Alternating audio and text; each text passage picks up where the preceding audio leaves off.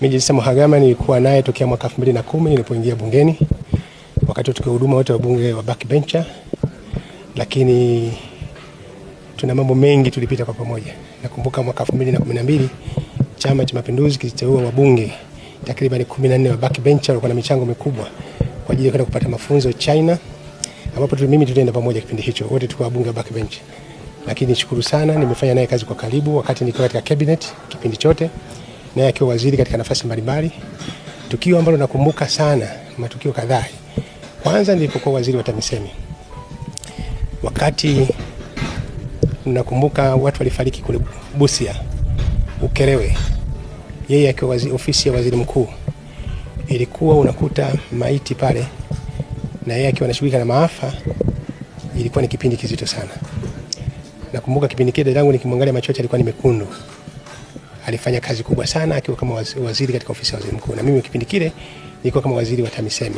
Nakumbuka tukio lile nikimkumbuka Kigoma Malima, nikimkumbuka Jenista Mhagama. Na mimi nilifika pale kwa tukio la kutisha, lakini unaona kwamba ushupavu katika uongozi.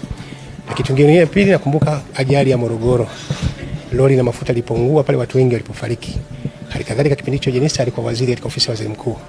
Unaona jinsi gani alikuwa akipambana kipindi kile. Kazi ilikuwa kubwa. Lakini kipindi kingine ni hivi karibuni nakumbuka maporomoko kule Hanang, watu wengi walipokufa kule baada ya ile landslide ilipotokea katika mlima Hanang. Jenista akiwa waziri katika ofisi ya waziri mkuu. Unamwona mama alivyokuwa mchapa kazi.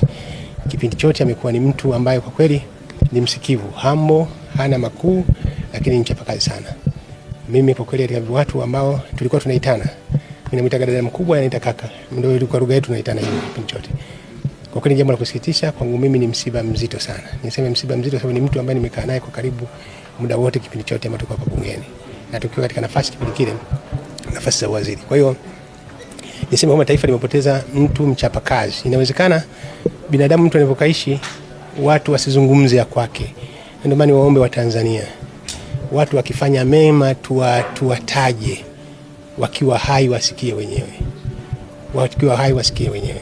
Unakumbuka siku moja bungeni nilipokuwa nawasilisha bajeti yangu nilipokuwa katika waziri wa TAMISEMI.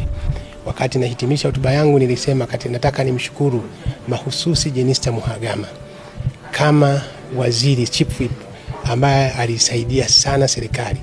Nikasema hivyo baadaye nikamwambia nimesema hivyo sababu tunataka tuwataje watu wakiwa hai pale wanapofanya makubwa.